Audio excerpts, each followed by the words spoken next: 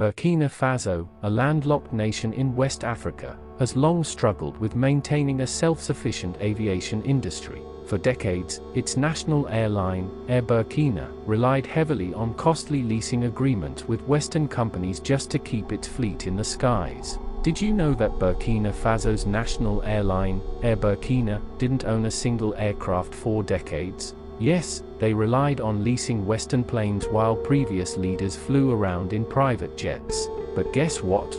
Things are about to change thanks to President Traoré's bold move. So, how did he pull this off?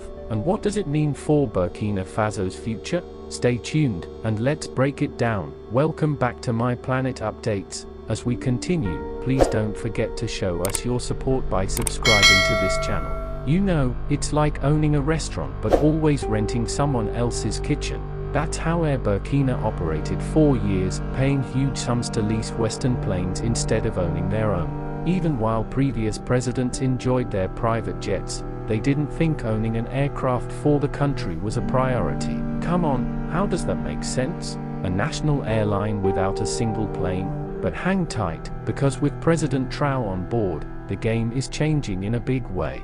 For 4 decades, Air Burkina was trapped in expensive leasing deals, relying on Western aircraft just to keep flying. Leasing seemed like the smart move according to the West, but it ended up draining Air Burkina's pockets. This is classic, one of those financial agreements where the West benefits, and the African country is left, well, struggling. But Traoré, with a vision for a truly independent Burkina aviation industry, decided to flip the script. And boy, did he bring the drama. Traoré recently secured the purchase of the Embraer 170, an aircraft that promises to turn the tide for Air Burkina. And not just any aircraft, one that the Burkina airline actually owns. But here's the kicker, Air Burkina was grounded since April 2024 due to lack of funds, even when it had leased planes just sitting there, unused. Talk about paying for a gym membership and never hitting the treadmill. So, how did Traoré pull off this major move?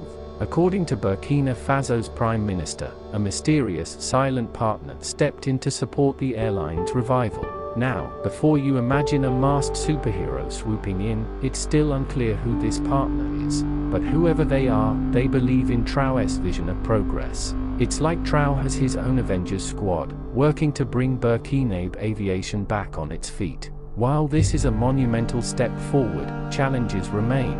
Maintaining and operating a new aircraft requires trained personnel, modern infrastructure, and a stable financial plan, areas that will test Air Burkina's resilience in the coming months. But this move isn't just about aviation.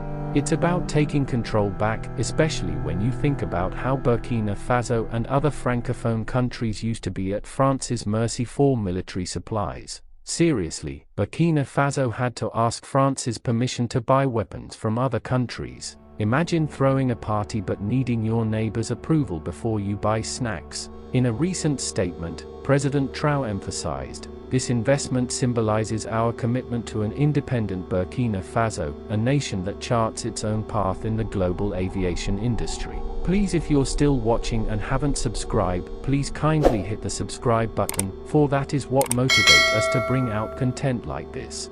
Thankfully, this is changing too. When Traoré and his allies in Niger and Mali decided to end these old colonial agreements, they cut France's exclusive rights and waved goodbye to their troops. Now, Burkina Faso can choose who to trade with, who to buy weapons from, and who to call its partners. It's called sovereignty, people.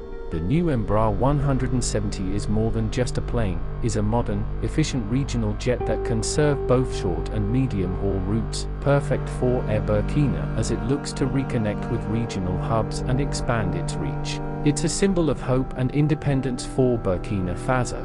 It represents a fresh start, free from those draining lease agreements. Air Burkina can now explore new routes, attract tourism, and, maybe, even become a major player in the region. It's like going from riding the bench to becoming the star player overnight. Traoré's move also sends a strong message to other African nations: you don't always need Western aid to get things done. Remember how Thomas Sankara achieved food self-sufficiency without Western help? Well, Traoré is following that same path but with aviation. It's proof that Africa can thrive without always relying on foreign aid, and sometimes, aid can be more of a burden than a blessing. Burkina Faso isn't alone in this fight for greater economic autonomy. Nations like Rwanda and Ethiopia have also made strides in owning and operating their own airlines, demonstrating that Africa can reclaim control over its skies. In fact, if the West suddenly stopped sending aid to Africa, the continent might not even notice. Because let's be real, a lot of that money never makes it to the people. It's like sending cash to a party and only the host ends up with all the snacks. Yet, the West keeps giving aid because they get something out of it: control. Aid has become a tool for keeping African nations dependent, a bit like dangling a carrot on a stick. But the time has come to say no to the carrot and grow our own. Air Burkina's new aircraft marks a turning point for Burkina Faso and a step towards real independence. It's a reminder that Africa doesn't have to be stuck in old, one-sided deals. What are your thoughts? Is this the beginning of a new era for Burkina Faso, or just the first step in a long journey? Let us know in the comments, and don't forget to like, subscribe, and share this video, because trust me, you don't want to miss what happens next in this story.